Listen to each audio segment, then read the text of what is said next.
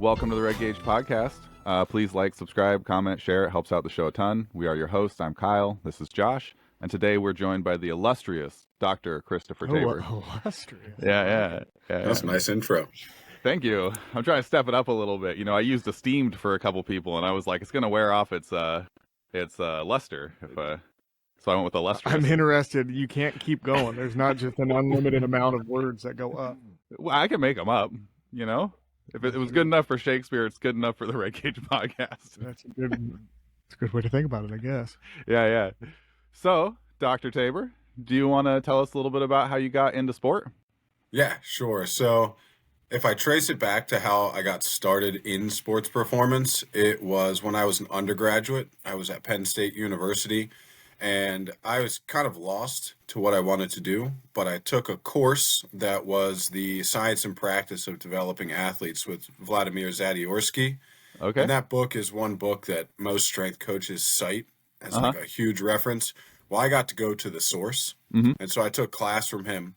And the first third of the way through the class, I was like, hey, is there some field I don't know about that involves athletes and making them better? And he's like, yeah, here's the field of strength conditioning and sports science. Yeah. And so from that moment, I was like, all right, I figured out what I want to do. And then I put all my eggs into that basket. So after I graduated, I took my first job at a gym. Didn't really like it. I was the general manager. It was just like general fitness, but it paid the bills.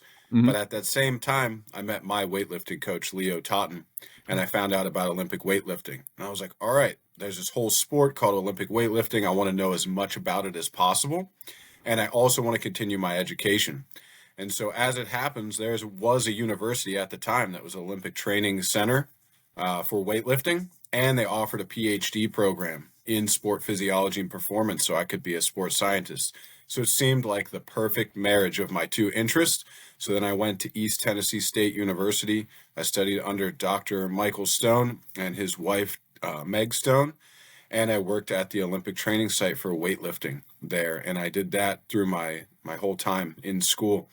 And so from there, I got my first job working as a professor, and I've just carried on with sports performance from there. Yeah.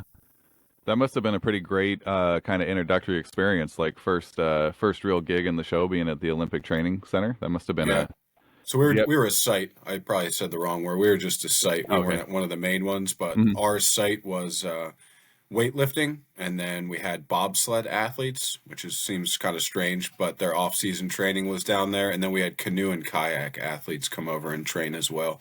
So it's kind of a nice experience to work with some different types of athletes. Yeah, and I can see a healthy overlap between weightlifting and bobsled. A lot of power, right? Trying to drive that sled off the start. Well, that's Exactly. Yeah, immediately I thought, like ultra sport specific, like they have like fake sleds and they're running against like bands and like sure. I've never even thought about the fact that the bobsled people have to have a training center. Yeah. Not just a big frozen hill. Yep. Did you have anything while you were at the site, at the training site? Did you have anything that was like a really powerful takeaway in terms of the way that you train? Like, I'm sure, it sounds like it was new enough in your, like I remember the first few years of training, the ideas that I had about training changed a lot, right? Was there anything like you went into that with some belief about how things should be done and then left feeling very different about it as you moved through it? Yeah, I think the biggest outcome I took from my PhD was just the way that you think about the training process completely changed. And from learning from Dr. Stone, the first week you enter the program, you get a lecture called What is Sports Science? And What is Sports Science lays the foundation for the whole program, but you can't fully appreciate what that lecture is and how changing of a paradigm it is until you go through it. And then the second and third time I heard the lecture from him, every time we're about to start the year, the more impactful it became. Because it was how you view the world changes when you think about sports performance from that way compared to what I had been experienced to before. Basically, you're using an all-encompassing approach, every technique that you have available to drive sports performance to the highest level, and you can't leave any stone unturned. So there's nothing that you won't use as a coach or a sports scientist to make people better, and you may pull from other disciplines. And it's that multifactorial approach to sports performance that really changes your worldview, and realizing that there's nothing that's not useful, and you may need to get outside of your field in order to make the athletes the best they can. So don't be so dogmatic and closed-minded, because there are many different approaches to getting athletes where they need to be. So I think that's the biggest change, was just that shift in the paradigm of development. Yeah. So that's interesting, because that's something that we've been talking about. Can you use or give us a couple of examples, like maybe some that stand out in your history in weightlifting? Like, what are some things that you've done, like reach it out, psychology or whatever it happens to be? Like, what are some things that you've done where you felt like, oh, that was a pretty good pull from maybe not traditional weight training, but you incorporated it into your training? Yeah, so most recently, I think a good way you could visualize this is we at Sacred Heart have partnered up with our engineering department, and their specialty is artificial intelligence, and specifically newer methods of using machine learning.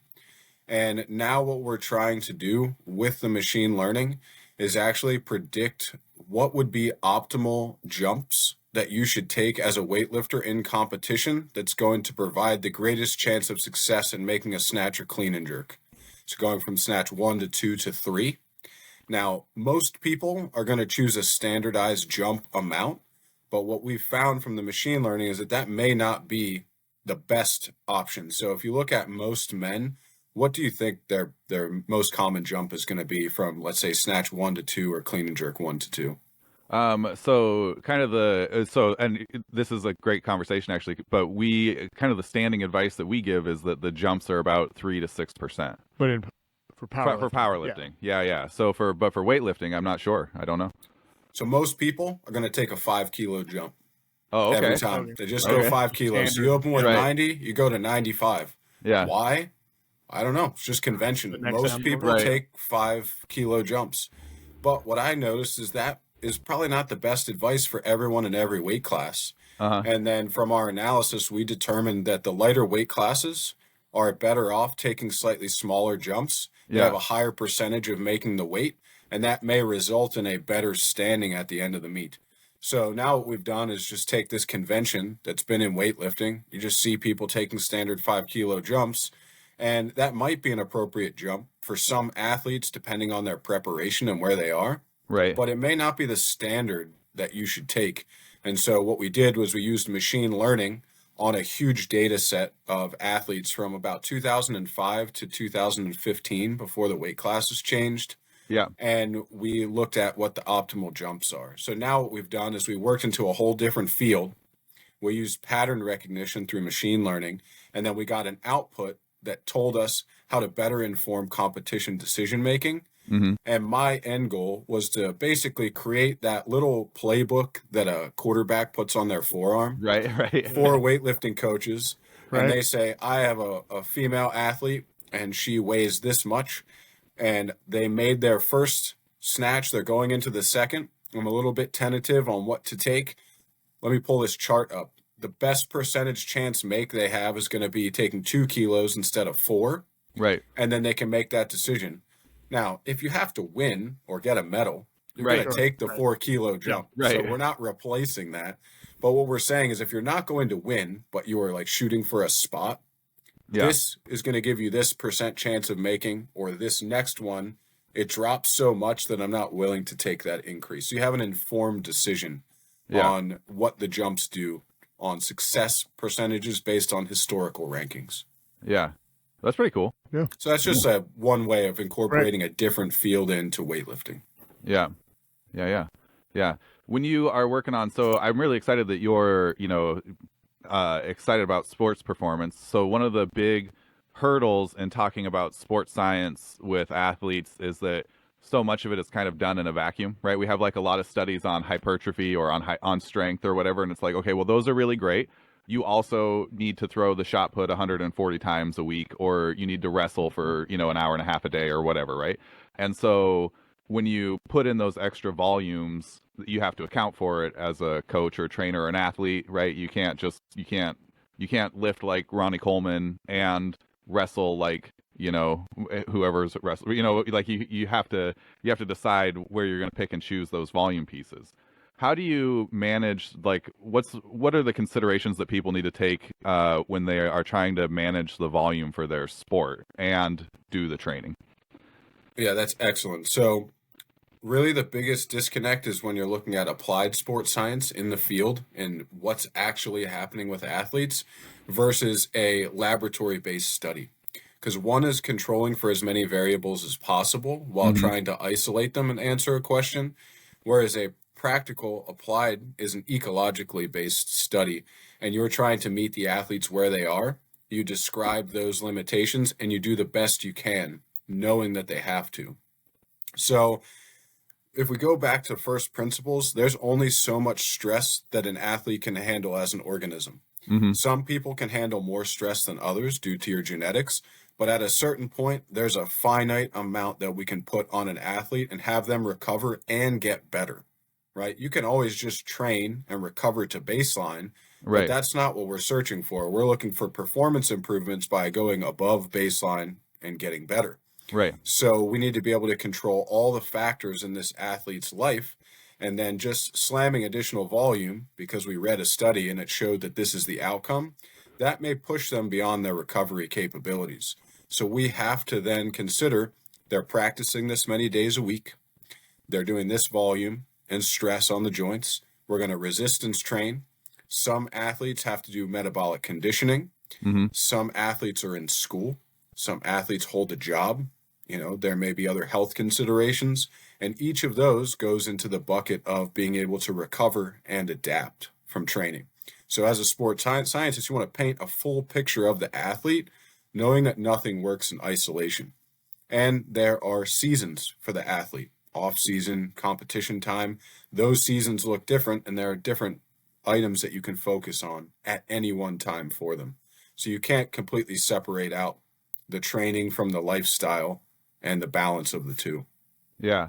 Yeah. Do you think it's really valuable to have, like, I mean, you know, if you're a high school coach and you're in your 10th year in a program, you probably have a pretty good idea of what the kids are going to be capable of when they first come in to start the season, because there's not a huge amount of variation in how humans are behaving year to year at a population level, right? Yep. But if you're kind of like trying to build a program, do you think it's valuable to have some like testing metrics early in a season to get some idea of like how well your kids are recovering? Are there some earmarks that you want to look for?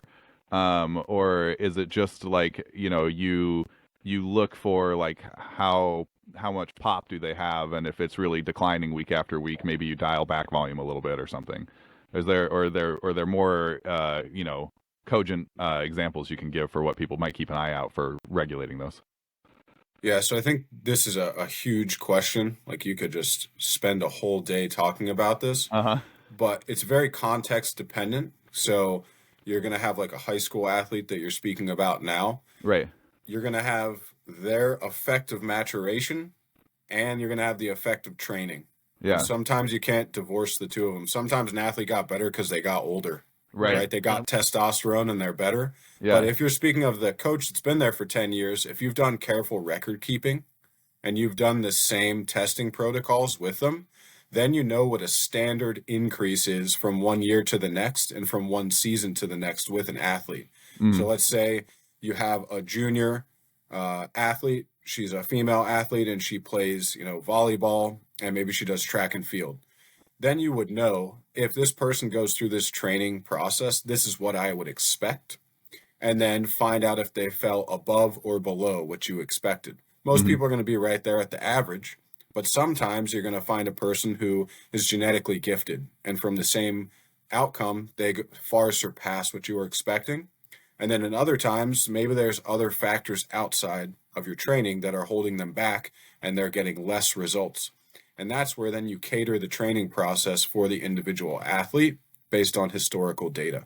So maybe the person that's getting suboptimal results is having stress at home. Maybe they're not sleeping well. Maybe they need to get one extra meal in during the day because they're not eating enough or not the proper nutrients. Maybe they're coming in dehydrated because they're not drinking enough water. And that's where, off the historical data, you can know where to have conversations and how to help people. Yeah.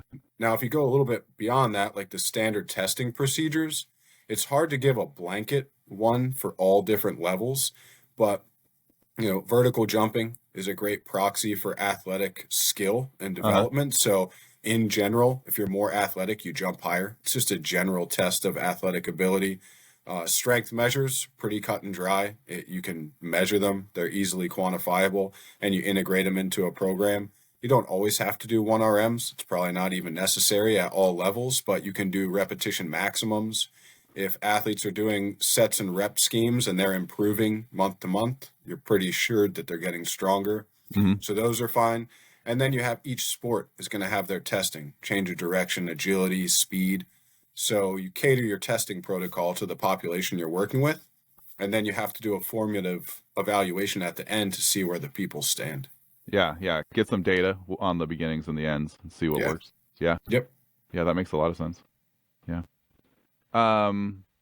So for your doctorate, what was your like main focus, like your personal research that you did getting through your doctorate? Okay. So I haven't talked about this in a while, but I ran a study on basically giving weightlifters a protein supplement with protein and carbohydrates versus a placebo across 12 weeks in well-trained weightlifters. Yeah. So what do we mean by well-trained? You have to have a definition. For us, it was anyone with more than 1 year of experience on a periodized weightlifting specific program. Okay. And then we did a 12-week training study using block periodization. Half of the group received a protein and carbohydrate supplement. The other half received a caloric neutral flavor matched control. And then we did muscle biopsies pre and post. And then we did performance measures across the 12 weeks via maximal strength and the isometric strength. We did vertical jumping. And then, of course, we did weightlifting performance, snatch and clean and jerk. Yeah. And then from the muscle biopsies, we did cross-sectional area changes of the muscle fibers in the vastus lateralis. And then we looked at the underlying molecular proteins that are related to basically anabolism and catabolism in the muscle. Yeah. So those were the setup for the study. In that, did you give them like a nutrition protocol to make sure that the ones that weren't getting the supplement weren't just then overeating at home? Yes. Like, we did a caloric recall, and then we made sure we checked in with them to maintain their normal dietary habits across the study. And we're making sure that they weren't taking any additional supplements, right? Yeah. Because if you give one group and then the other group just takes a supplement, you negate the effects. So the group that was receiving the placebo was not doing any additional supplementation. And the only supplement that was being taken by the treatment group was that supplement after the training. Was this study from about like, did you do your doctorate or publish maybe like 9-ish years ago? Yeah, 2016. Yeah. I remember reading that study. Yeah. And then what were the results that you found? So from the performance outcome, I had such a small sample size that there were no meaningful differences between groups. Right. There was such a large, the overlap between the groups is so large that there were no direct performance outcomes in that. So performance was not shown across an acute 12-week study, which looking back now, I wouldn't really expect there to be much of a difference. I would expect that if you're consuming protein, you're setting the stage for later. Yeah. So likely the muscle that you build in this 12 weeks is going to be more impactful later on. But underneath that, in the actual muscle fibers and the proteins, we did see some differences. So in the group that consumed the protein, they had a larger change in the fiber type area. And a secondary analysis showed that the smaller that you started with your muscle fibers, the greater the change became, which is not entirely surprising. No, if you have smaller muscle fibers, they have a greater chance of getting bigger. Yeah. And then the final big finding was that as we pulled the proteins out and we looked at specific fiber types, we looked at your type 2X, type 2A, and your type 1, the protein group seemed to have a greater expression of the faster subtypes. and it wasn't statistically different, but there was a magnitude of effect, basically a practical effect. Mm-hmm. And then the markers of anabolism were higher in the protein group compared to the placebo group. Yeah. So basically, consuming this supplement changed some of the internal markers within the athletes, but it did not manifest itself in performance outcomes. And it's likely that the time course that is necessary for monitoring these adaptations is longer than my study captured. Yeah, that's a really important takeaway, right? Because athlete can work their entire career on the snatch and not have anywhere near the magnitude of increases that you get in a squat or a deadlift. So like when you're trying to get something to be statistically significant, you got to give it a long enough time frame that those small incremental improvements will show up, right? Yep, exactly. Yeah. What was that experience like for you? Like, I love reading research. I feel like I would have a hard time biopsying people. Was there any of that was like an interesting or stressful experience for you doing the research as opposed to just thinking about doing research? The time commitment was the biggest thing. So we collected jumps very frequently, and we did weighted jumps, all the way from body weight up to 100 kilos in the jumps. Yeah. So that took a lot of time. I had 10 subjects in my study. And so if you think each subject is doing an ascending jump test, it required a ton of time. Biopsies for me were not that stressful because I was not allowed to do them myself. Well, yeah, that makes sense. So in Tennessee, I'm not allowed to do a biopsy. I'm allowed to assist with the collection procedures, but a medical doctor had to do it. Right. So my outside committee member was a medical doctor. He did all the biopsies. Mm-hmm. Not a stressful process. It's not very painful. For the subjects, they all trained the same week of the biopsy a few days later, and it was well tolerated. Yeah. And personally, for me, I loved the bench work that I did, sectioning muscle fibers, staining them, and then doing these procedures. It was something that I hadn't been exposed to. So I found it very rewarding, learning a new skill set. Going forward, it's so time consuming and time demanding that it's not something that I would do readily with any of my athletes. I may pursue these studies further later on, but for now, where I am being an applied sports scientist, those results are not as directly applicable to the athletes I work with. So I want to be closer to things that directly carry over. I think in the long term, this was a great thing to know as it set the stage for thinking about training in the long term. But if I'm going to set up a lab, I need to pull in grants for money. I now have to get a medical doctor to do muscle biopsies.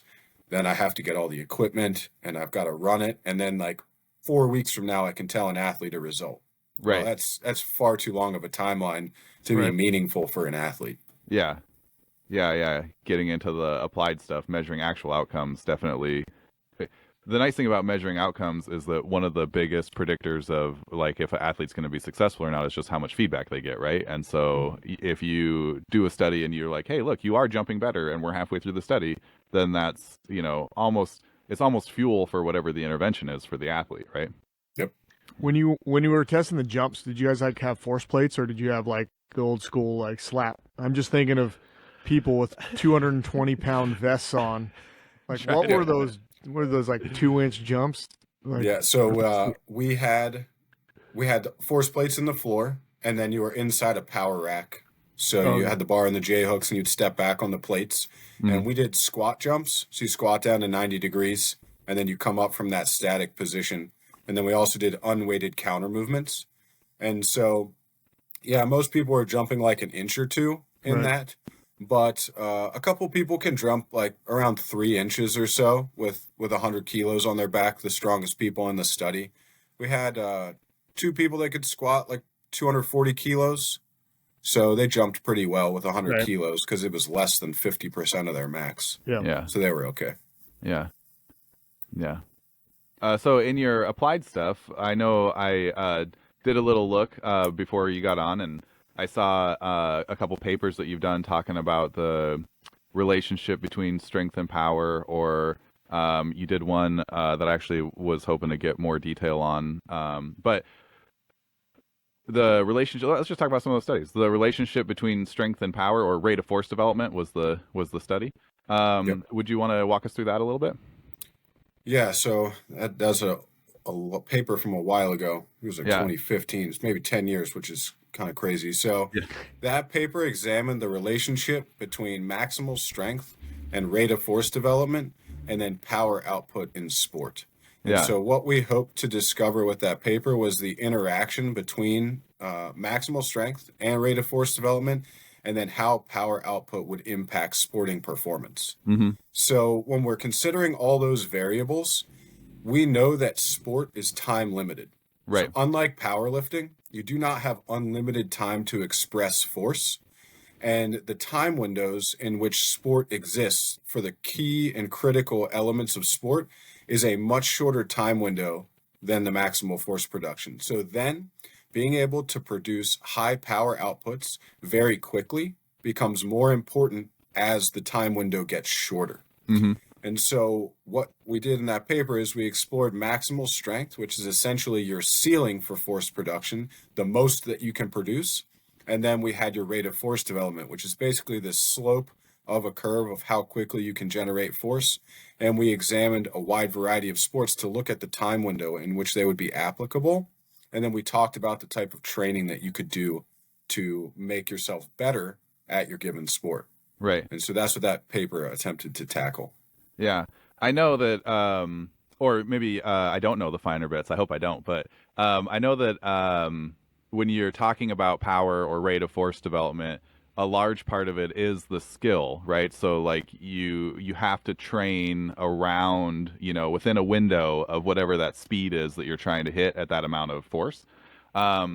So is that kind of what you guys found in the paper, or was that kind of like a stepping stone and getting further down the road of like the power development needs to be power development? Because I also know like from the velocity training, right, that there's a pretty linear relationship between the velocity that you're moving at and the percentage of your maximal effort. And so I'm always curious how, now that you've been doing it in the performance world for 10 years, how have you found that relationship between, the maximal strength and power, and then power development? Yep. So our paper didn't directly look at the exact carryover to that. That's dynamic correspondence, which was addressed in a really nice paper by Dylan Suarez, and he talks about that. Yeah. Ours basically said the first step in the process for becoming more powerful is making sure that your strength is developed to an adequate level for your sport. Right. Now, that doesn't mean you become the most strong that you possibly can as determined by your genetics. It means that you ride your maximal strength up to an agreeable level based on the training time that you have that's going to provide the most robust outcomes for your sport. Mm-hmm. So sometimes people get that wrong. We think that you just keep pushing maximal strength forever. Right. And it doesn't mean you don't retouch on it, but at a certain point, if you're working with a team sport athlete, they're probably strong enough for their sport. And then we shift the training means to other variables. And in this case, we start to move more of the training means to power development. Mm-hmm. Now, the reason we get stronger first is because the research has shown that the stronger an athlete is, the quicker they can acquire power and become more powerful. So the first step in that is getting strong. The second step is then developing the power, and that's done by the exercises that you choose, and then the sport-specific skills they're developing with their coach done at game speed, which is what you were talking about. Yeah. So the paper that we talked about was really choosing exercises that were going to target either force or velocity, the two underlying portions of the power output, and then when you would shift them. So you start with your force generating capabilities. Once that's there, then you shift to more velocity. And by bringing both of those up, your power output subsequently comes up with the two of them, increasing your maximal power output. Yeah. Do you know anybody that has tried to create as a resource, kind of like you were saying there, of what is strong enough? Like, has anybody tried to dive into that, like at high school, this sport here? Like you were saying, like we need to be at a requisite strength to make sure that we can switch to power. Like, has anybody, that's kind of a tricky thing, because as soon as you put a number on it, there's going to be some people that are saying it should be higher, some people that should be lower. But do you know of any resources where people could look? Because that would be super helpful for high school strength coaches like me. Because a lot of the guys I meet I might say this, they might say this, and it really all boils down to just things that they've heard. Research doesn't trickle down to the high school level very quickly. So yeah, I just didn't know if anybody had ever tried to put together a resource like that. Tim Sukamel has a series of 3 papers that address this issue. It talks about maximal strength for sports performance. So first is theory, and then it talks about its applications, and then it has the actual implementation from like a sets and reps perspective. So he has a 3-part series that's open access that you can pull up. As soon as you apply a number to this, people are going to go in your comments. They're going to be like, this is ridiculous. Where'd you get this from? Yeah. And it does change across levels, but they have found in certain exercises, getting to like a range of strength variables, depending on the sport, is good. So if we just pick a standardized exercise like a back squat, and if you go from 1 times your body weight in the back squat to 1.5, you get better. Right. Yeah. And then if you go from 1.5 to 2, you get better. At a certain point, that levels off, and that's going to be sport dependent. So I've seen a range of anywhere from about like 1.5 to 2.2 being that sweet spot for most sports. Right. Yeah. So if you're a strength and power dominated sport, you're probably closer to the top end. If you're more of a team sport, you're probably around like the 1.5, 1.6. And that's going to be the range in a back squat. Now, what if you don't use the back squat? Well, you use the deadlift, and then you use the deadlift in relation to your body weight. And it's just going to be at a certain point, there's diminishing returns. Yeah. So does taking my soccer player who can squat 1.6 times their body weight and getting him to a 2, does that necessarily improve his soccer performance? Maybe not. It might make him a bit more powerful. It might make him more robust, as some of the research shows that the stronger you are, the less likely you are to get injured. But what it does tell me is I can start to shift some of my training means for that athlete. Right. So I've hit 1.6, now I can start training for power. Or I got him to this, and now I can maintain, and that doesn't have to be a focus of mine. Yeah. But if an athlete comes in presenting with a 1.2, well, I know they're not where they need to be yet, and I can then devote that time to maximal strength development. Going from that 1.3 to 1.6 may yield a robust outcome for that athlete, and then it will begin to slow down for, let's say, a soccer athlete. This could be completely different for a shot putter. Maybe they're at, let's say, a 2.0 based on their body weight. Getting them to 2.2, 2.3, does that unlock results for a shot putter? Yeah, it probably does. And we know that strength and power is a discriminator between levels. So if they're going from high school to college to professional, you can see quite clearly the strength development as it goes across. So getting their maximal strength there is probably highly important for a shot putter, but it won't be for other sports. So that's where the context comes in, and giving a blanket recommendation is often difficult. Yeah. Right. Yeah. And even in shot put, so I know there's a famous shot putter, Udo Baer, who was one of the East German powerhouses back in the day. His coach said that they made him too strong. Like at one point he reportedly did like a 300 kilo behind the neck press. And that sounds insane, but he was just a monstrously strong guy.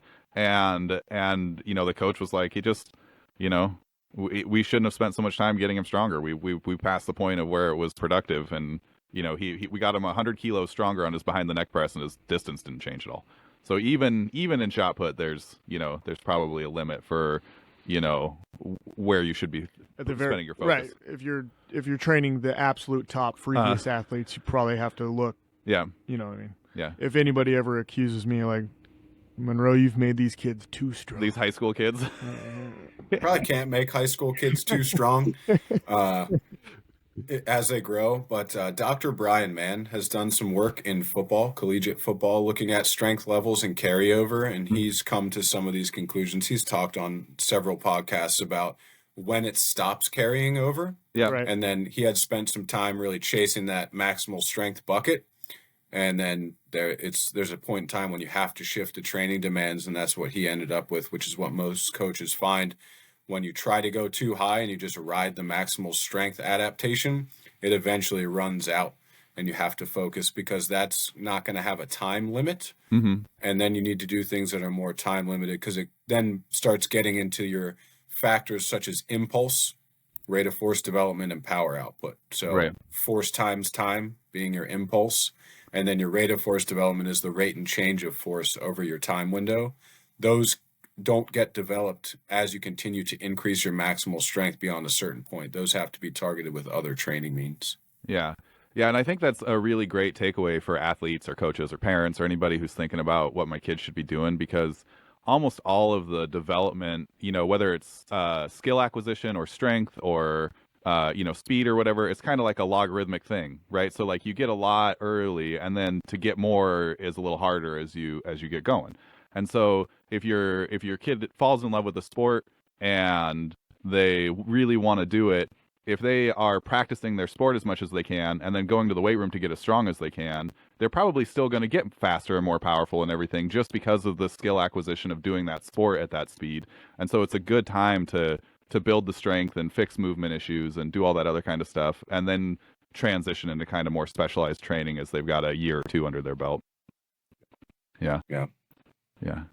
Yeah. So where you're at, do you work like exclusively with weightlifters now, or who what's your population that you're working with besides being a professor and teaching?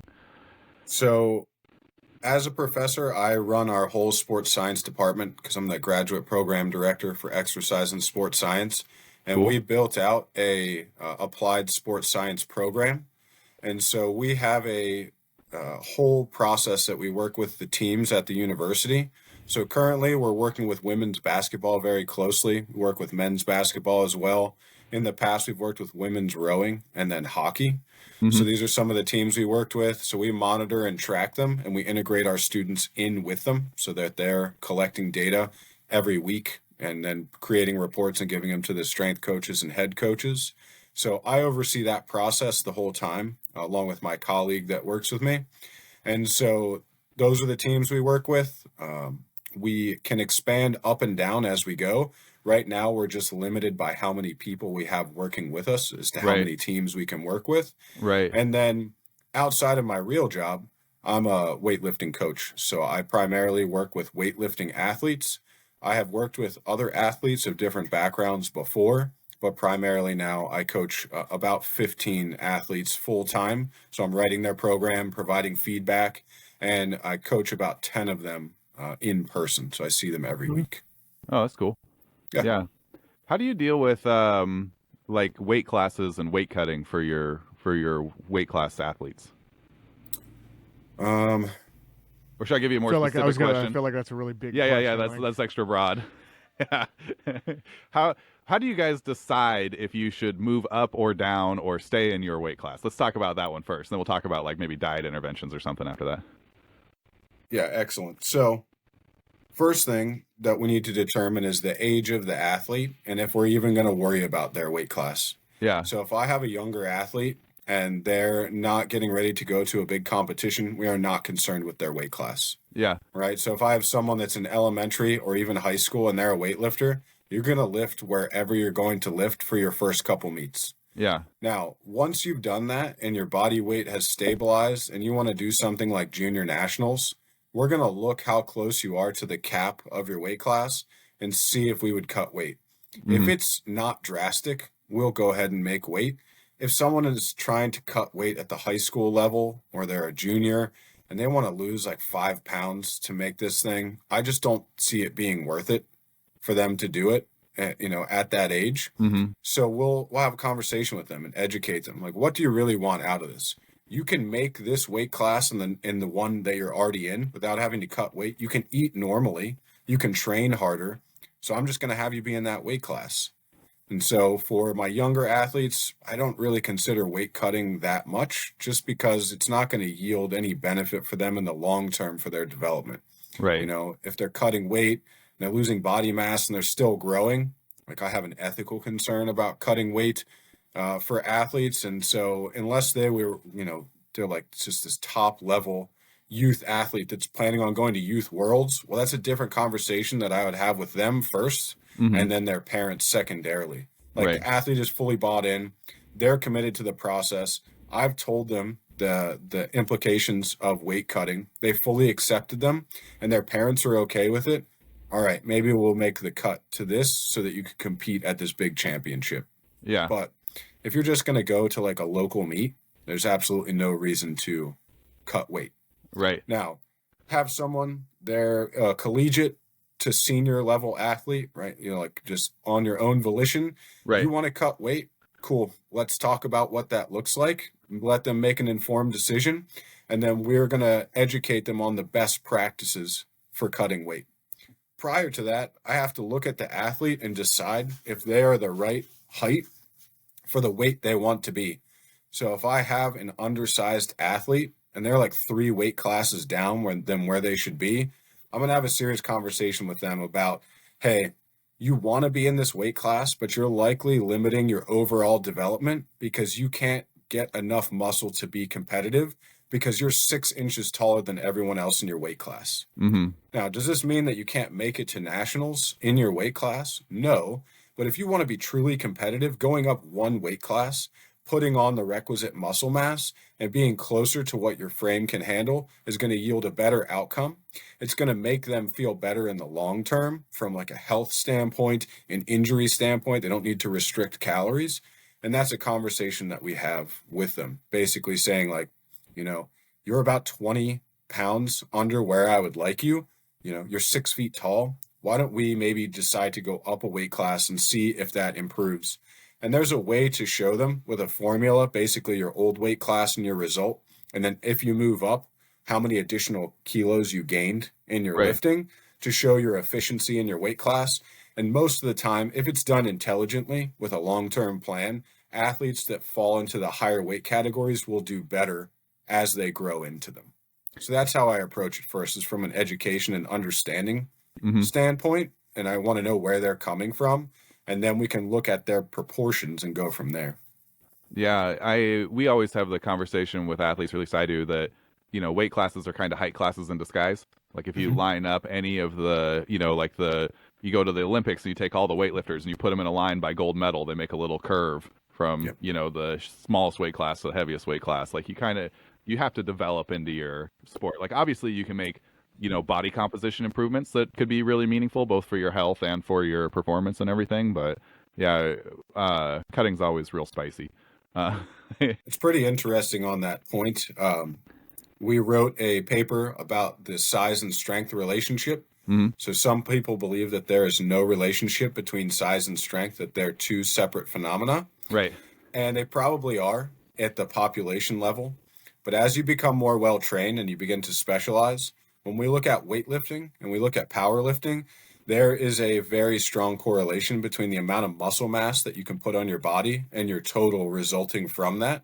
So for weight class sports, if you are undersized, you're leaving some kilos on the table. Yeah. With all the other factors being equal, like assuming technical proficiency and everything. Right. And then when you get to powerlifting, it's even stronger correlation than weightlifting. The more muscle mass you have in the right weight class, the better you are at powerlifting performance. And they looked at this in the bench, squat, and deadlift. Yeah. The more muscle you can pack on and be under that weight class, the better you're going to do, which pretty much makes sense because powerlifting is force lifting. And the force that you produce with your muscles is directly related to the cross-sectional area. Yeah. Yeah. And I think I like that you mentioned they probably are different at a population level, because there are a lot of things that affect how someone can express strength, right? Like there's individual morphology and, you know, neural factors and all that kind of stuff, right? So skills and technical proficiencies and, you know, there's a lot of things that can get in the way and make it seem like they aren't as related as they are, but they definitely are.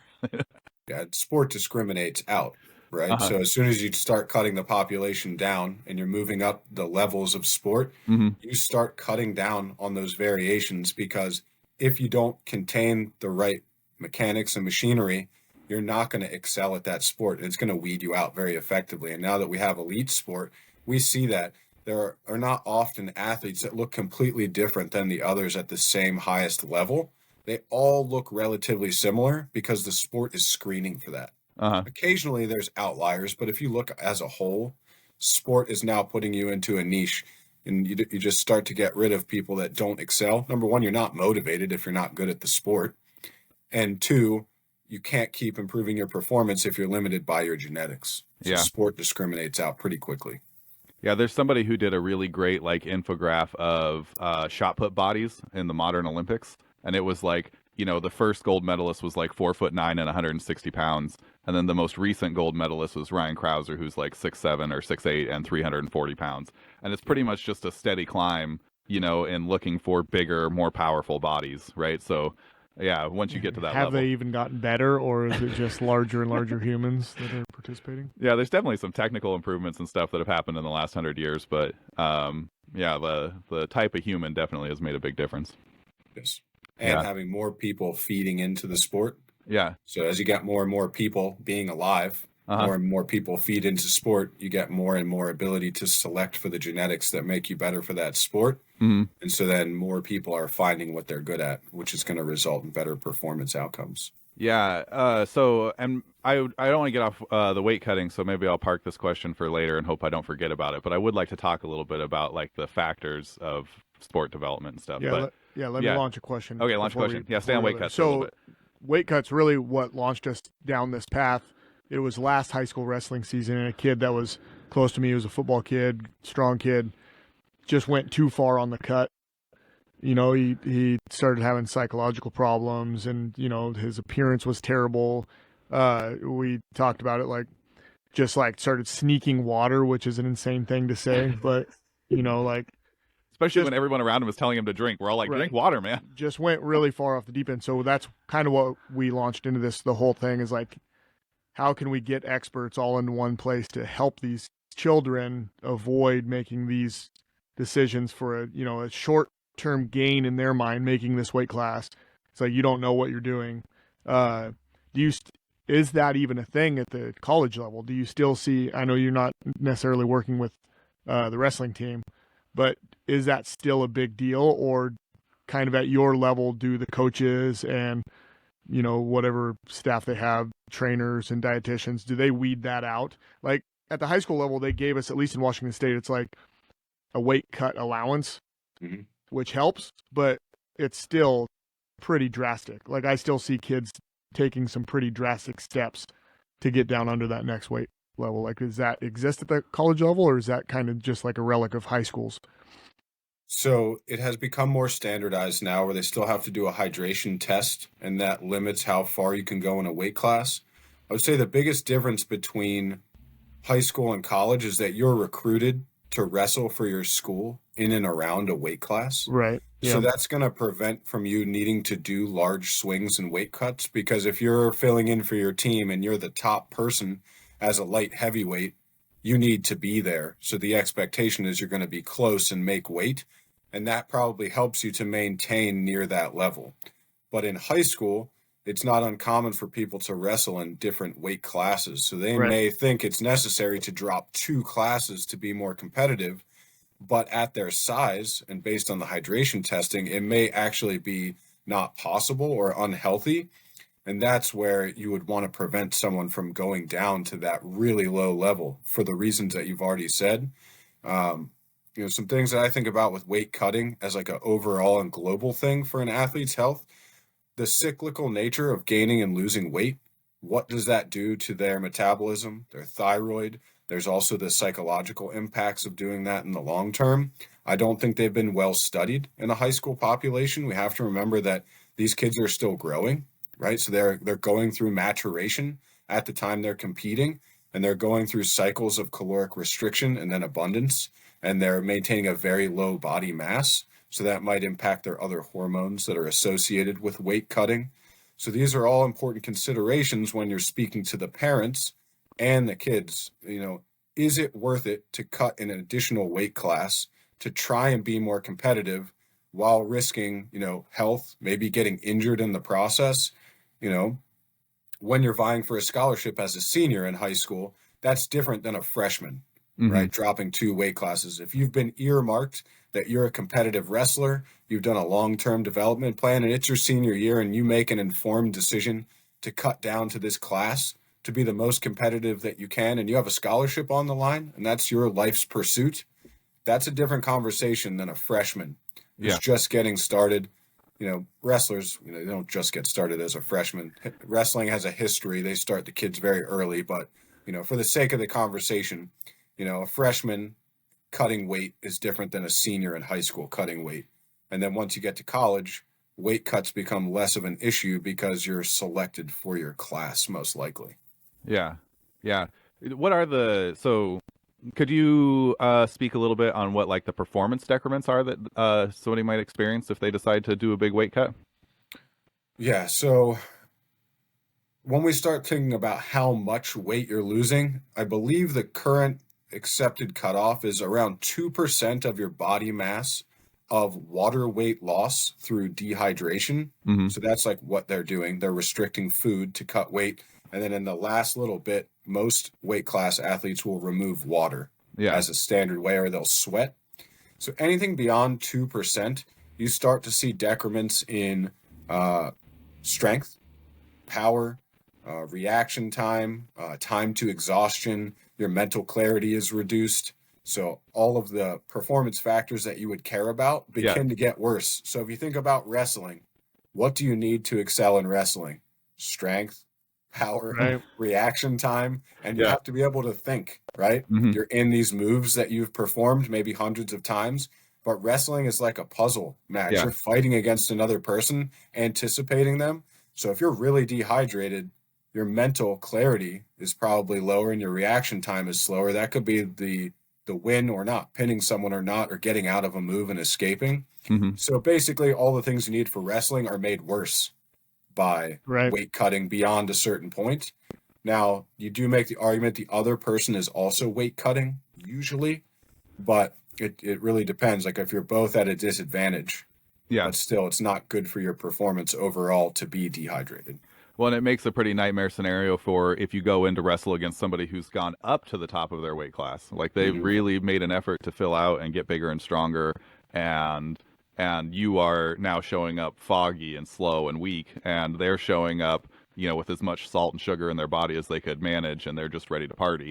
Like that's it's going to be a rough time. And it's such a skill-based event that we talk about that as a lot of kids get away with that because the margin of loss, they were still more skilled than the other kid that was fresh. Yeah. So, they look at it as like, well, it was worth it in that. So that's really, I'm really interested in that. I don't know if anybody's looked at that, just testing kids, like you put them through mental puzzles and strength and explosive and in reaction drills to kind of actually see by numbers how far down do kids go in the weight cut. But it would be really hard, like in that study you're purposely starving children. Like I don't think that's not the most ethical study. I probably just should go in and test the wrestlers throughout a wrestling season is what I should do.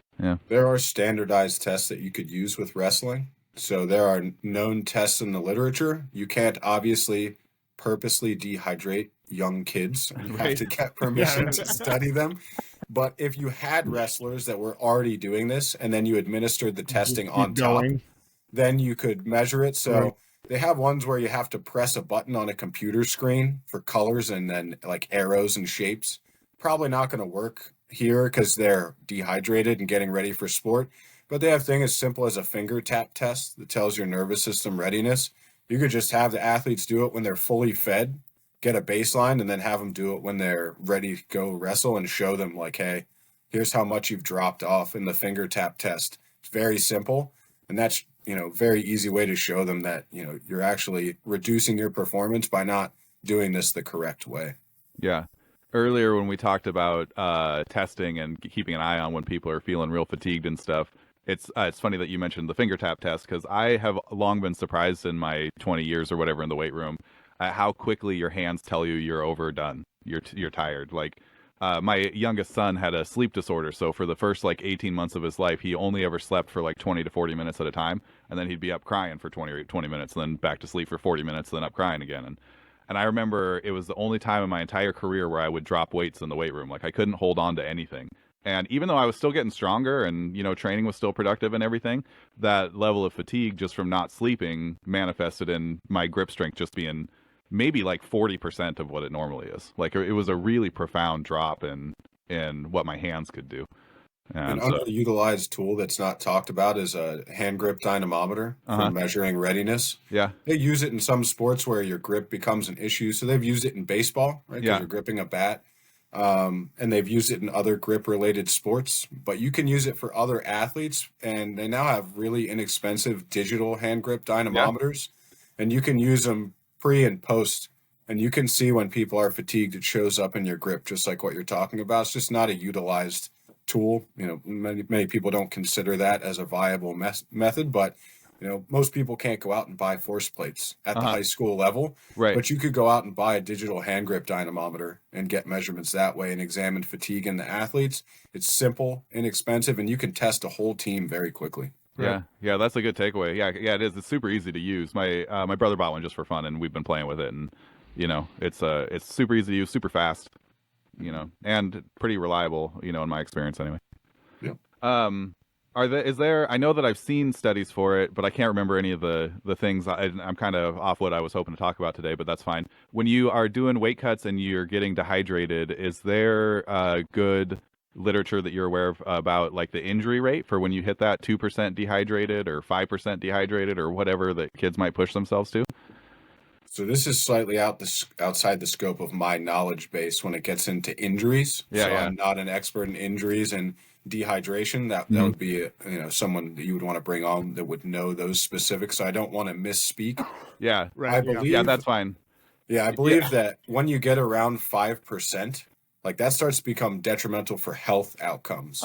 So like greater than 5% of your body weight lost due to dehydration, that starts pushing you into like risk of cardiac issues and kidney failure, severe issues. So I believe Dr. Andy Galpin has talked about this with the UFC wrestlers. They have their like extreme weight cuts, right? And some of them will do this, and then the negative implications.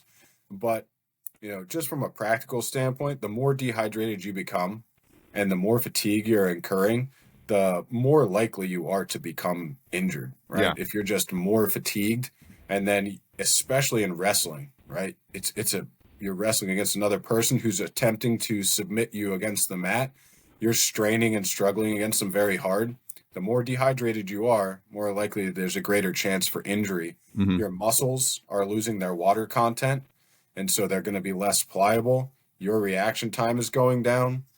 Your joints are going to be put in compromised positions, and if you're dehydrated for weeks on end, it's probably not good for any of the structures that are underlying all of those and preventing you from getting injured. Yeah, it's one of the reasons a good warm-up is so useful is because the tissues are effectively viscoelastic, right? So if they can't maintain that kind of fluid component, which part of it is the moisture and part of it's the temperature and all that kind of stuff, then they're a lot more likely to be brittle or fragile and be damaged. I really wish I could remember. My brain's trying to give me the studies. I'm starting to see the title, but I can't remember what the results were. But don't look over here. I think 2% is where you see a marked decrease in performance. And then if you get out towards 5%, that's when it becomes like a health serious health issue. Concern. Yeah. And then the other factor that I don't think people discuss too often, like coaches, is that rehydration protocols, they take time for rehydration to occur. Right. Yeah. Because you drink water and it goes into the stomach. You have to then pull that into the system, put it in circulation, and then to get the tissues rehydrated, it takes time. So we often look at urine color. Well, you can drink water and get your urine back to being the normal range, right? But that doesn't necessarily mean that all the tissues have become rehydrated afterwards. And so that can be an issue when we're thinking about rehydrating after. Then you also have to consider electrolyte balance and all these other factors that come along with rehydrating. So like not just drinking water, making sure that you got the appropriate balance of those electrolytes. So there's a lot that's involved with weight cutting that I don't think is considered across all levels, and the implications that it can have on the athletes that are undergoing the weight cuts. Yeah. Because again, I think I've seen studies that suggest it's like up to like 48 hours to get like, your brain rehydrated and stuff, which has a big impact on, your readiness for head injuries and things like that. Yeah, that's correct. Yeah. So what's the like practical advice? So if you have an athlete who, it makes sense they're, 4 kilos over a weight class or whatever, or maybe less than that, 2 kilos, 4 pounds over a weight class. And they would be more competitive, and they've got pretty decent body composition, good training history, and so you're kind of thinking like, okay, yeah, maybe it does make sense for us to see if we can go down and fill out the weight class below you.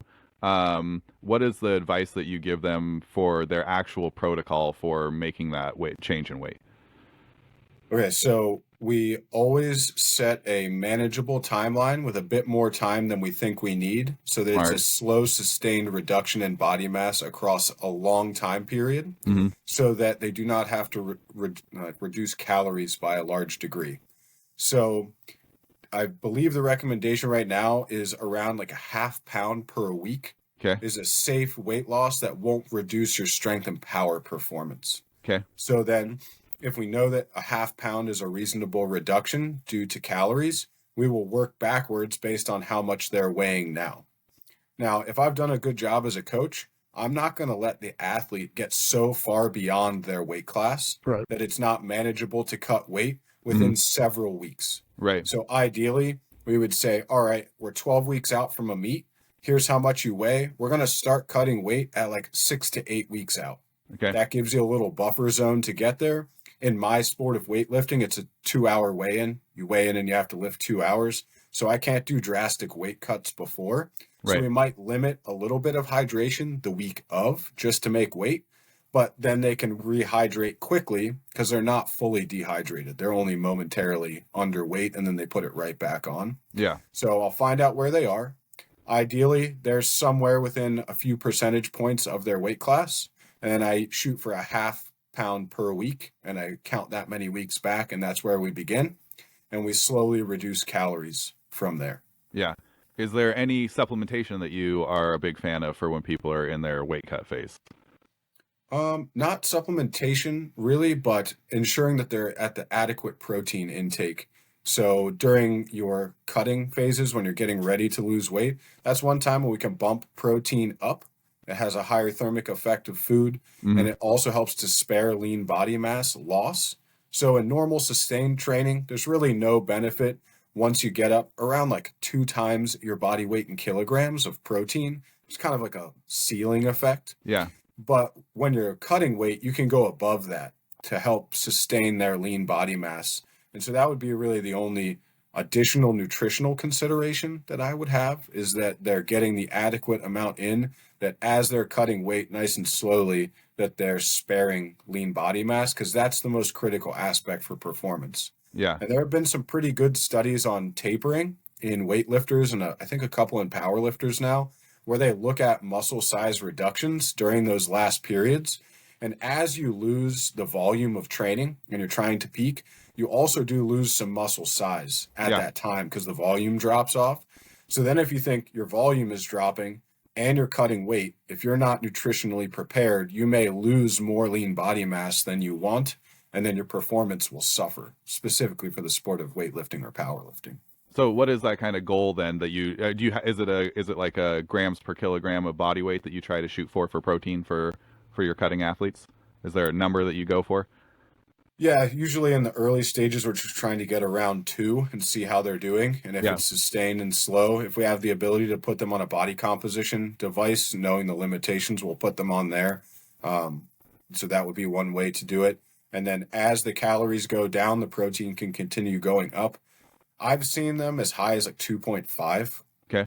times your body weight in kilograms. Yeah. And then that would be like, sparing of lean body mass at those levels. So it's definitely okay to go a little bit higher with them, especially if they're cutting other macronutrients. Yeah. They've done both fats and carbs. They have the same outcomes. It really just depends on the person and how they feel. Yeah. Carbs are important for explosive performance. So going like really low carb is Mhm. not the best idea for a weightlifter.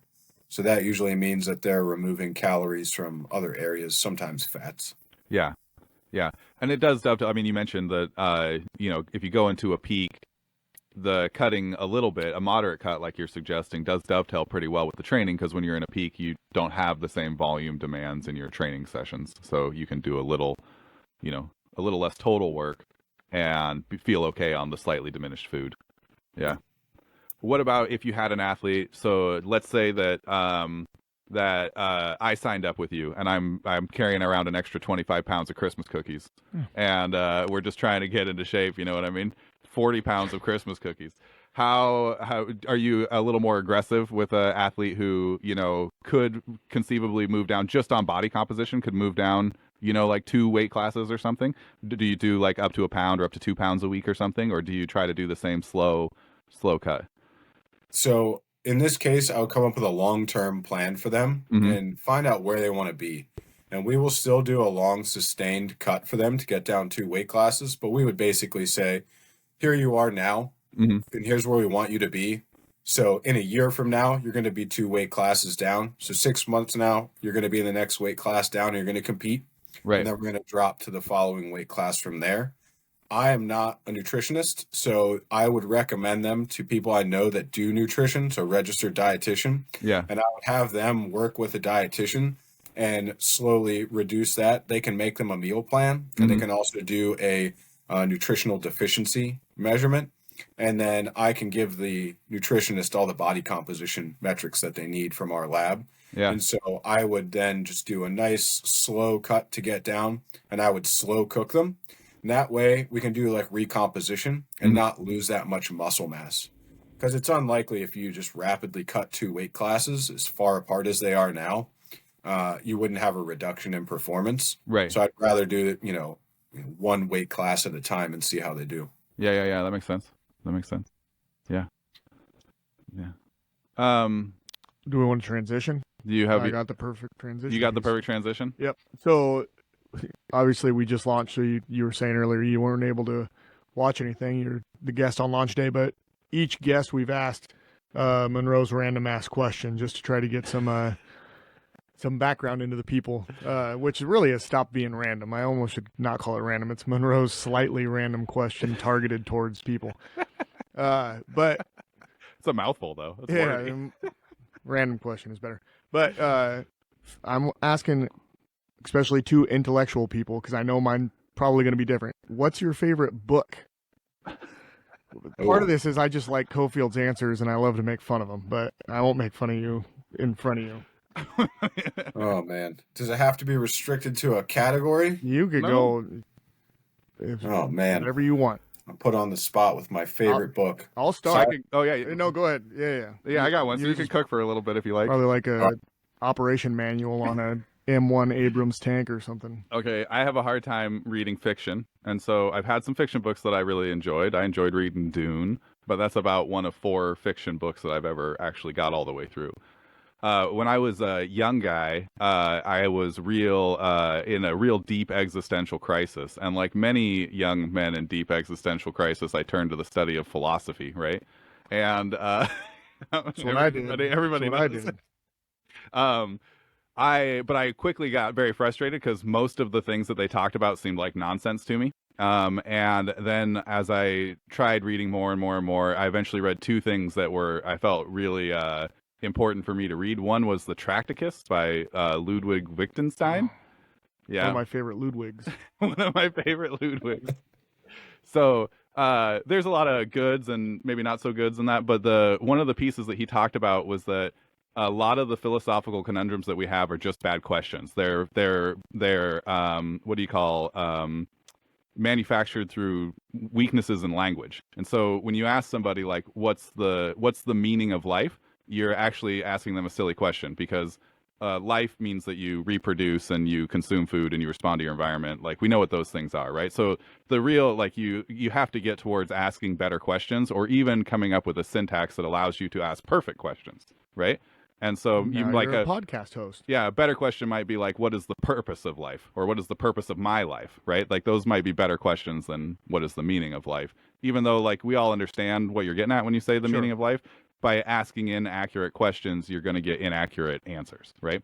And so that was really useful for me. What was the title? Tracticus. Oh, okay, yeah. And then the other one was Kurt Gödel's incompleteness theorem. So he was a mathematician and logician, and the incompleteness theorem was basically just the idea that a system can't be self-defining and be consistent. So I'll move on from that. Mine was Stephen King's The Stand. It was my favorite book. It took me 2 times to read it. I tried once in Afghanistan and chucked it into the desert. Yeah. And then when I got home, I fully read it. So there's just an English copy of The Stand in the sitting desert the somewhere in desert Afghanistan. Yes, there is. Absolutely. But I might wake him up a little bit. I'm a huge philosophical nerd, so yeah, Kurt Gödel basically broke math for a while till they came up with it, and then Wittgenstein, I think the end thing was the limits of my knowledge or the limits of my language, right? Yep. Isn't that what his end proposition from that book Essentially, yeah. was? So yeah, those were some big name people in each of those fields. So you picked two different books and two different fields. So my favorite fiction book is going to be The Lord of the Rings, right? Okay. So if I'm going to pick a book, I think that's one of the greatest pieces of literature that's been developed. And you got The Hobbit and The Lord of the Rings. I know they're separate. There's like 4 books there, but that would be my favorite. If I have to go from philosophy, I would go with The Myth of Sisyphus from Albert Camus. Yeah. And basically he wrestles with the most important question is, should you commit suicide or not? Yeah. He starts off the beginning of the book with a very profound statement. Should I kill myself or should I have another cup of coffee? And then he answers the question through the book. So I won't ruin the end of the book, but the basic premise of the whole book of The Myth of Sisyphus is, while there is no inherent point to life, you should carry on anyways and fight against it and become an absurd hero. Yeah. And so it's a great book. He does like a long, drawn out argument for why you should not kill yourself. Yeah. So that's my philosophical book. And then recently, a book that I just read on leadership that I really liked was the book Endurance about Ernest Shackleton, and really about pushing through a very difficult time. So if you've ever heard of this story, he was trying to get to the South Pole to be the first person. He sailed a ship down from England and it got stuck in the ice. And then he had to get back and save all his men. So there was a lot of people on the boat. He was at the helm, and it's this huge story of how he got back and saved his men from the journey. And there's a lot of take-homes with, number one, the ego, being too egoistic in the book, and then enduring through that and, being a part of a greater group and then saving these people. So those are my books that you asked about. I went with more than one just because I love so many books. Yeah, that's fair. That's good. That's why I went with books. I knew that. I just love the difference. Like I knew that was gonna. That wasn't the random question. I'll just use that on a different one. But I was like, you know what? Best book is gonna hit this group right now. Yeah. Some philosophy in The Stand. King might have been on a lot of drugs. I haven't when read he it. wrote it, but I don't do a lot of fiction. It's Only a good book. nonfiction. maybe it's nonfiction. You don't know. Oh, maybe. I should get into it and find out. Stephen King's written a lot of... I mean, it's the apocalypse, so it didn't happen. But all right, there's your transition. Now you can launch into stuff? Yeah.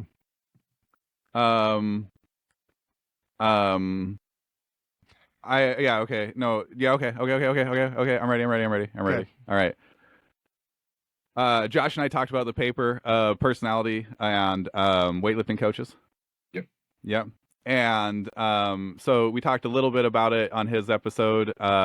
We mentioned that the only statistically significant takeaway was the difference in agreeability between male and female coaches, which wasn't a huge surprise because, again, there's like a population level kind of difference between men and women on agreeability.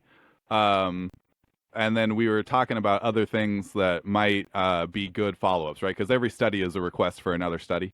And one of the things he mentioned was there's no controlling for when a coach just gets a really freaky athlete. And so it might be that, you know, what you see is that in effective coaches, there's a difference, but it's hard to screen what effective coaches are on account of the fact that you don't control who's going to show up in your gym and ask for help. And then we talked a little bit about maybe it's the metrics, like there might be some different categories of personality that you need to look at if you're looking at what makes a coach special.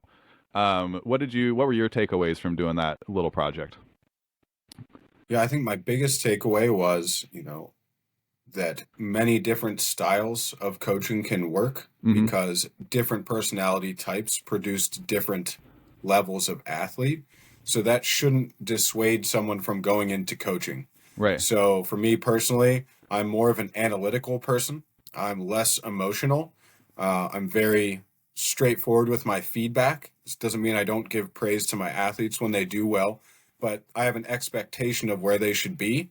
And not all athletes respond well to that type of feedback. So, Mhm. an athlete that constantly needs a lot of personalized feedback, a lot of applauding, and like following them around and telling them how good they're doing, they're probably not going to respond as well to me as another coach that's very emotionally invested and heaping praise on athletes. That's not who I am. Mhm. It's just not my style for my personality. But that's okay because there are other athletes who I work with that my style works well with them. Mhm. So, that's good in weightlifting because the next study that's an offshoot is what are the personalities of athletes in weightlifting? Right. So you have the coach, then you have the athlete. Well, if we find that athletes are also really spread out in personality, well, that could be why you're not finding a difference in personality between elite and beginner coaches, because maybe the athletes that have a certain personality type are seeking out coaches that have a personality type. So they're merging together, and you may work with several coaches over the course of your career. I'm lucky enough to have had the same coach for the past 15 years, Yeah. but not everybody's in the same spot. And it just happened that my coach and I mesh really well together. So I think that's a big take home is that, if you're coaching, you're going to find a certain group of athletes that you work well with, and you're going to be able to take them forward and bring them to the highest level. There's no one personality factor that's going to, make you better than someone else. And if you don't possess that one personality factor, it doesn't hold you back. It's not a Yeah. limit. Yeah, and that sets up an important conversation about the fact that, if you're only looking for one type of athlete or one type of psychology, you're probably going to miss out on a lot of opportunity, right? Like the diversity in sport makes it stronger, not weaker, right? So, having those people that mix and match. So then the follow up again after that becomes what's the criteria? How do we shorten that curve a little bit and get you with a coach that meets your criteria faster, right? Yeah. So for me, my guiding principle is I will work with any person who wants to learn weightlifting, and I Mhm. will take you to whatever level you want to get to. I don't care about your personality or background. Right. If you're committed to weightlifting and you want to do it, I am willing to work with you as long as you need across your whole life to get you where you need to go. Mm-hmm. And you just bring your best effort to the table every day. Yeah. Now, as an athlete, if you're working with a coach and you feel like your potential is not being matched and the coach's level of buy-in and your level of expectation don't match, it may be time to consider a different coach. Yeah. At this point in time, we have enough professional coaches in the United States and across the world that there is someone with the same level of expertise and level of motivation that will match yours. So I would say don't be afraid to leave where you are just because it's comfortable Mm-hmm. to not pursue your dreams if you think you can make it. Yeah. Right. So this doesn't mean just willy-nilly fire your coach. Have a conversation with them. Right. I think I can do this. Here are my expectations that I want from coaching. Can you meet those expectations? Maybe the coach didn't know that's what you wanted or what you needed. Mm-hmm. And as soon as you have that call, they're like, cool, we're all in. Like, I didn't know you were this invested into the protocol. Or the coach says, that's not really what we do where we are. You might need to find someone that can provide you with the care and support that you need, and that's when you might want to consider. So always have your initial conversation first, and then don't be afraid to move on if you need. Yeah. That communication part keeps coming up over and over again. Every coach we talk to is like, you just have to communicate with your coach. Like, whatever's going on as an athlete, like, that's part of your responsibility. Is if you got aches and pains, or if you're not feeling like it's working, or if you're feeling discouraged, or whatever it is that your takeaway is, that you have to talk to your coach about it. You got to let them know, because they can't make adjustments unless they know, right? Well, Yeah. I guess it could be a little different if you're a coach that is, like, I don't get paid per athlete. I work for a school, so but so it doesn't affect me the same. But I've had different athletes, both in powerlifting and football, go and seek outside coaching, and I think it's really important, especially if it's a relationship you care about, to like allow that, not guilt the kid. Like, I just ask, in both those situations, I just ask to see like if they're liking it, like what what does their programming look like? What is it about my programming and their programming that you didn't like? And I just feel like that makes me a better coach. Like, yes, I kind of lost that athlete, although in my scenario, they obviously still lift, you know, in my weight room around me, but it just helps learn, you know what I mean? Like learn those. So then when you get that athlete again, that might be feeling the same restraints, like, all right, like I have an answer. Like, let's try this other thing. It's just a little hard because my classes are so large. So it's hard to individualize plans. Yeah. Everybody kind of gets what I feel like is what's going to hit the most kids. Yeah. So, yeah. Yeah. Try not to be a psycho. That's my coaching piece right there. That's why that's why nobody gives me teams to run, because I'm a psycho. Yeah, I take back don't be a psycho. Be a psycho, just not directly at the kids. Oh, yeah. Okay. There we go. Put that on a shirt. Put that on a shirt. Merchandise. All right. Well, we try to get out of every episode like a takeaway for a parent, an athlete, a coach. I feel like we got some pretty good ones in terms of like structuring training and weight cuts and stuff that most everybody can work with. I'm really interested in diving more into the relationship between parents and athletes, like at the high school and college level, like what it is that, you know, their contributions can be and how they can help their kids. Do you interact with parents a bunch with the athletes that you work with? I do have some younger athletes where I've worked with their parents before in the sport of weightlifting. Yeah. So I've had some interactions there. I haven't dealt with parents at the collegiate level, mainly just because the athletes are more autonomous there. But I have had my students who work for me go and they work in a high school setting.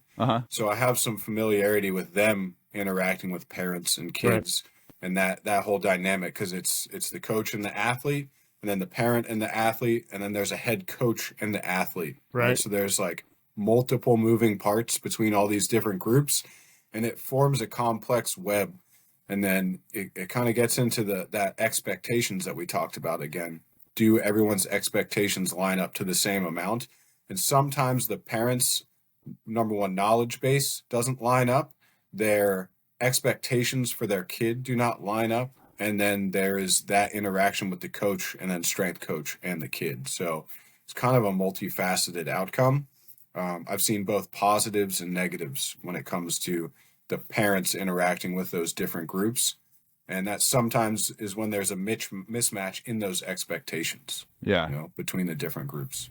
Yeah. So is the primary tool then just like that open communication again, you know, talking about what the program is and what we can do for kids and all that kind of stuff to try to re-normalize expectations?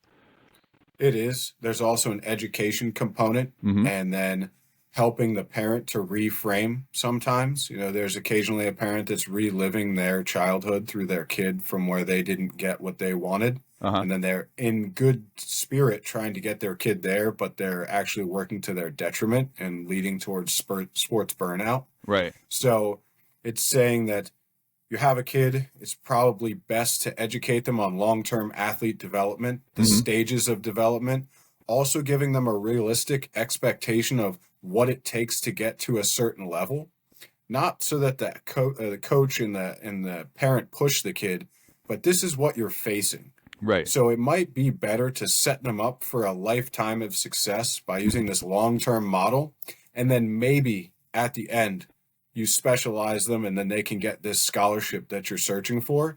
But it's better to do that and leave them for success afterwards than burn them out by pushing them the whole time.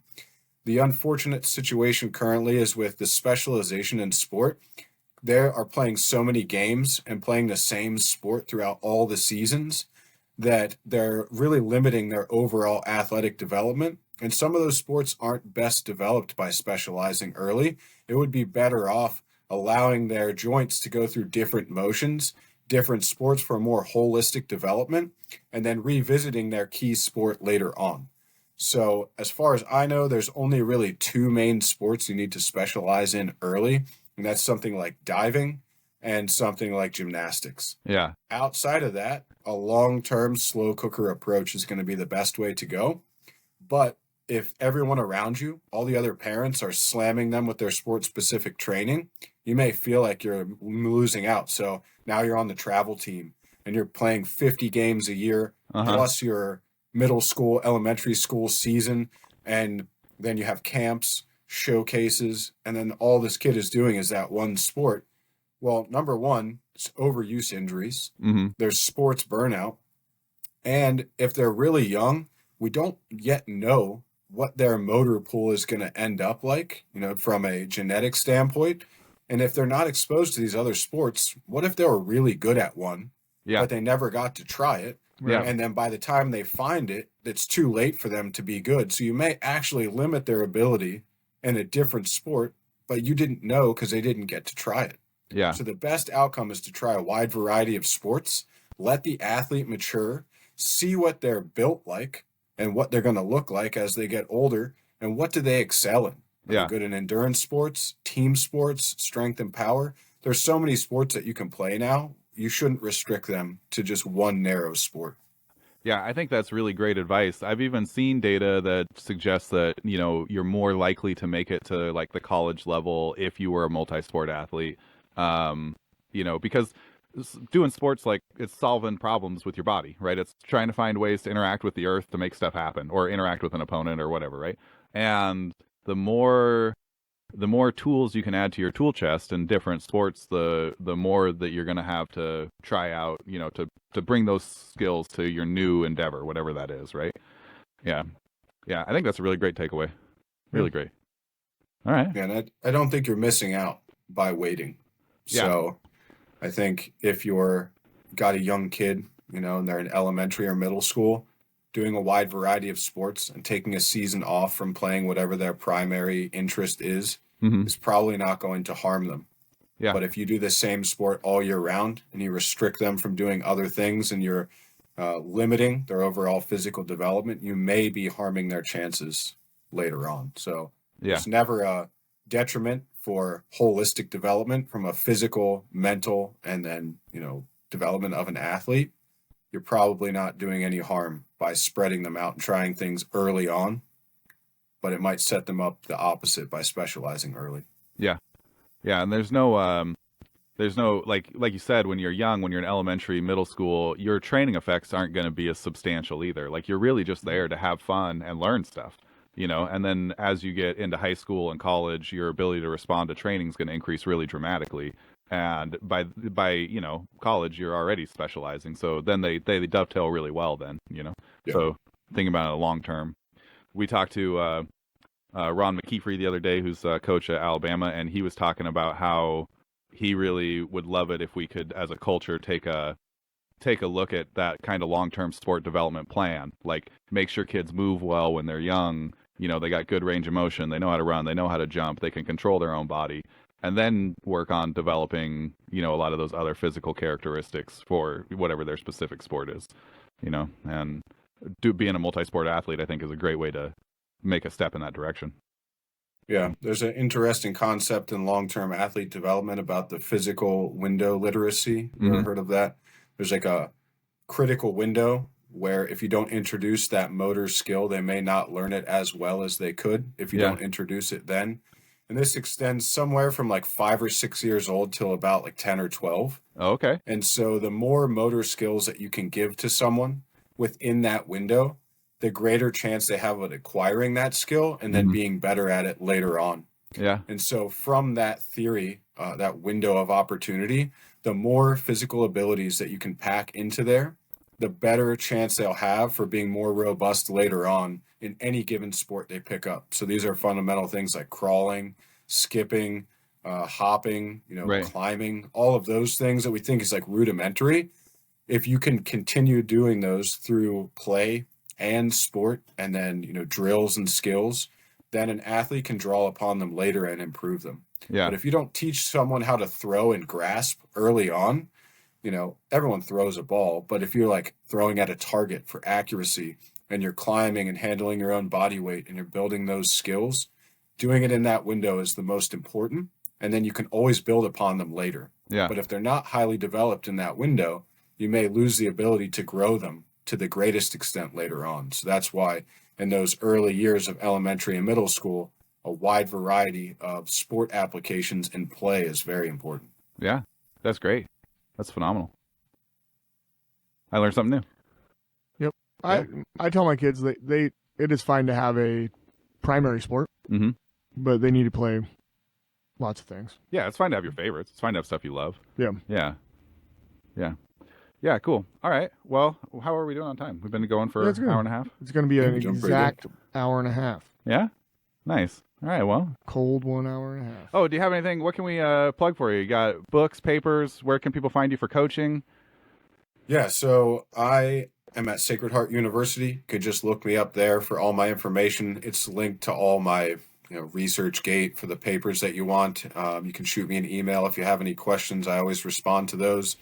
I coach in Connecticut. I live near New Haven. So if anyone is in the area, feel free to stop by our gym and get some coaching. You can find me on the social media platforms just by searching my name. I'm the only one that pops up with that account. The only plug I will do is if you are a student and you're looking for educational opportunities, our master's program has rolling admissions, and we're always recruiting students. Every student that comes in is able to work with an athletic team, whether it be on the sports science side doing research, or if you want to be a strength and conditioning coach, we pair you up with teams. We fully train you at the Division I level, and then we cater your internship experience based on what you want to do. And we place people at all levels of experience, and that's everywhere from high school athletics. We have some inroads here in Connecticut. We place most of our students collegiately all across the country. And then we have some applications where we've sent people to the Olympic training site. And then we have some people in professional and semi-professional sport. So if anyone's interested in coming to work with me at Sacred Heart, please let me know. Cool. Yeah. I might have a kid to send you. Cool. I mean, they wouldn't be doing their master's yet, but. In my head, I was like, oh, would Leah move to Connecticut? You're ready to drop the podcast already? Like, it's episode 8. That's the last episode. For another master's degree? I guess you could do a doctorate, maybe. Do you guys offer a doctorate in training at your school? We stop at the master's level here, but we have some of my colleagues offer them at their universities in the same discipline. Yeah. Cool. Yeah. All right. Well, thanks so much for coming on. Yep. Thank you. Thank you very much.